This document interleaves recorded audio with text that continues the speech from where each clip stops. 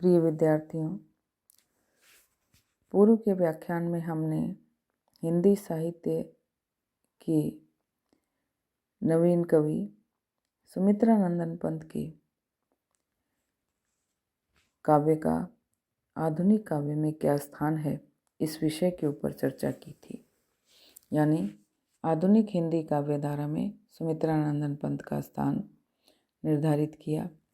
हमने पाया कि सुमित्रा नंदन पंत मुख्य रूप से प्रकृति के चितेरे हैं और उन्होंने प्रकृति का सुकुमार स्वरूप चित्रित किया है। इस व्याख्यान में हम ये देखेंगे कि प्रकृति के सुकुमार कवि सुमित्रा नंदन पंत के काव्य में प्रकृति किन किन स्वरूपों में देखने को मिलती है। मैंने गत व्याख्यान में आपको बताया कि प्रकृति का चित्रण विभिन्न रूपों में किया जाता है। काव्य में प्रकृति चित्रण के विभिन्न स्वरूप दिखाई देते हैं, लेकिन सुमित्रा नंदन पंत ने प्रकृति को किस रूप में अपनाया, देखा और अपने काव्य में उसको स्थान दिया, इस विषय पे हम आगे बढ़ते हैं। पहला स्वरूप है प्रकृति चित्रण का, वो है आलंबन रूप। तो हम देखते हैं कि पंत जी ने प्रकृति को आलंबन रूप में किस प्रकार चित्रित किया। प्रकृति का आलंबन रूप में या स्वतंत्र रूप में चित्रण दो प्रकार से किया जाता है।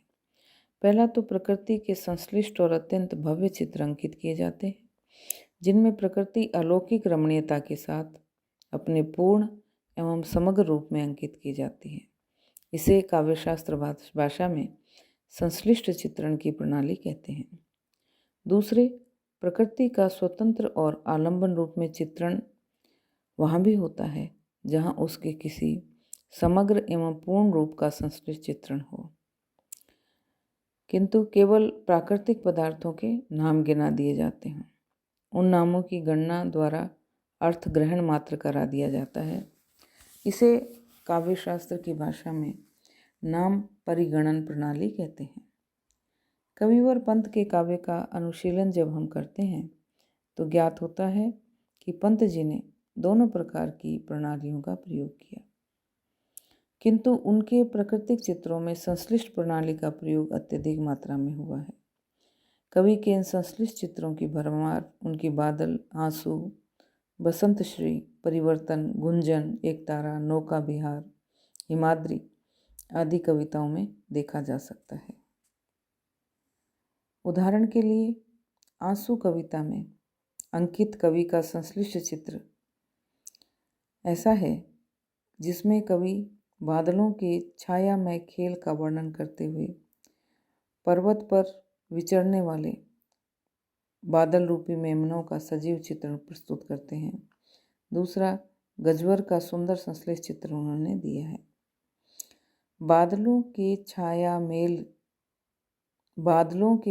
में मेल घूमते हैं आँखों में फैल, अवनी और अंबर के वे खेल, शैल में जलद जलद में शैल, शिखर पर विचर मरुत रखवाल, वेणु में बरताता जब स्वर, मेमनों से मेघों के बाल, कुदकते थे प्रमदित गिरि पर, धीरद दंतों से उठ सुंदर, सुखद कर सीकर से बढ़कर, भूति से शोभित बिखर बिखर, फैल फिर कटि के से परिकर, बदलियों विविध वेद जलधर, मानते थे गिरि को गजवर।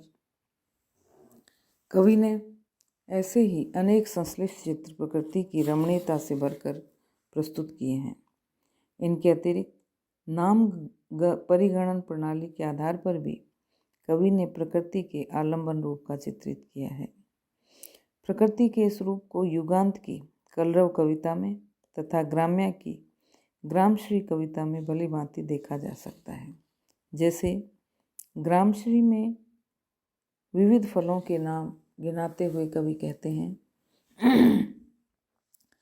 महके कटहल मुकुलित जामुन, जंगल में झरबेरी झूली, फूले आड़ू नींबू दाड़िम, आलू गोभी बैंगन मूली, पीले मीठे अमरूदों में अब लाल लाल चित्तियाँ पड़ी, पक गए सुनहले मधुर बेर, अमली से तरु की डाल जड़ी।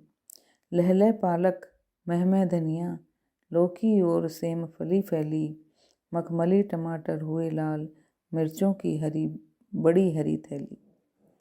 इन नामों के द्वारा गांव में उत्पन्न विविध फलों, तरकारियों आदि का उल्लेख तो अवश्य किया है, किंतु इनके द्वारा प्रकृति का संश्लिष्ट चित्र प्रस्तुत नहीं किया गया, बल्कि उनके नाम गिनाए गए हैं। अब प्रकृति का दूसरा स्वरूप है उद्दीपन रूप। इसमें जहाँ प्रकृति मानवीय भावनाओं को उद्दीप्त करती हुई अंकित की जाती है, वहाँ पर प्रकृति का उद्दीपन स्वरूप देखने को मिलता है। कवि का वह प्राकृतिक उद्दीपन के रूप में कहलाता है। प्रकृति चित्रण की यह प्रणाली भी दो प्रकार की मिलती है।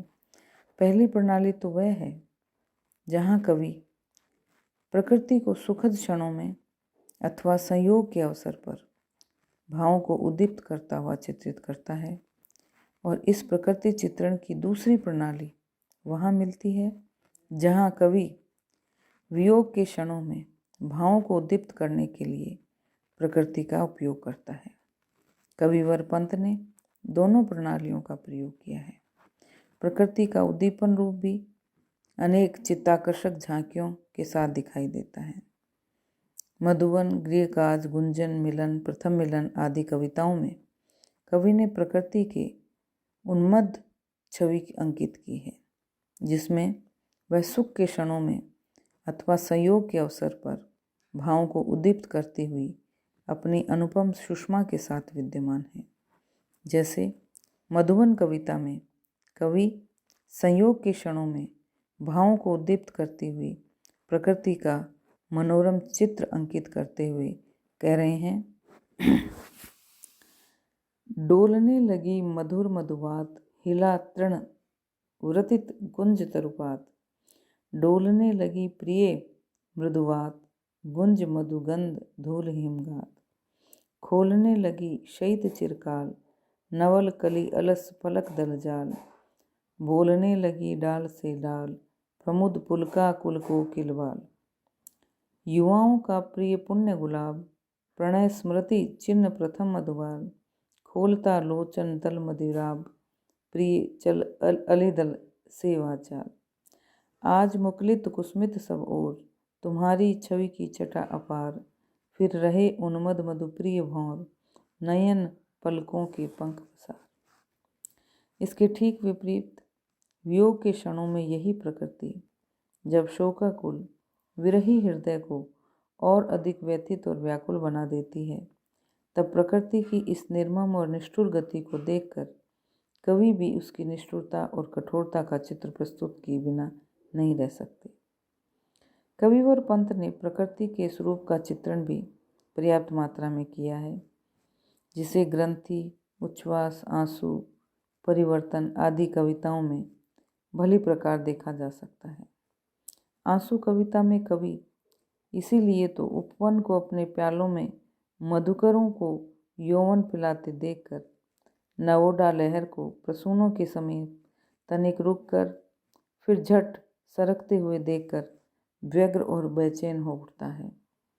वे लिखते हैं, देखता हूँ जब उपवन प्यालों में फूलों के, प्रिय भर भर अपना यौवन पिलाता है मधुकर को। नवोडा बार लहर अचानक उपकूलों के प्रसूनों के ढींग रुक कर सरकती है सत्वर। अकेली आकुलता सी प्राण कहीं तब करती मृदु आघात। सिहर उठता कृशगात, ठहर जाते हैं पग अज्ञात। तो इस तरह प्रकृति का आलंबन और उद्दीपन दोनों रूपों में पंत जी ने उसका चित्रण किया है। और प्रकृति जहाँ संयोग रूप में प्रिय को सहारा देती है, तो दूसरी ओर विरह में उसके भावों को उद्दीप्त करती हुई दिखाते हैं। कविवर पंत प्रकृति के सुकुमार कवि हैं और उनकी इस काव्य में प्रकृति का आलंबन और उद्दीपन रूप दोनों ही बहुत सुंदर तरीके से विवेचित किए गए हैं। अब अगले अध्याय में, अगले व्याख्यान में हम ये देखेंगे कि उन्होंने प्रकृति का संवेदनात्मक रूप किस तरह से चित्रित किया है। तब तक आप इन्हें तैयार कीजिए।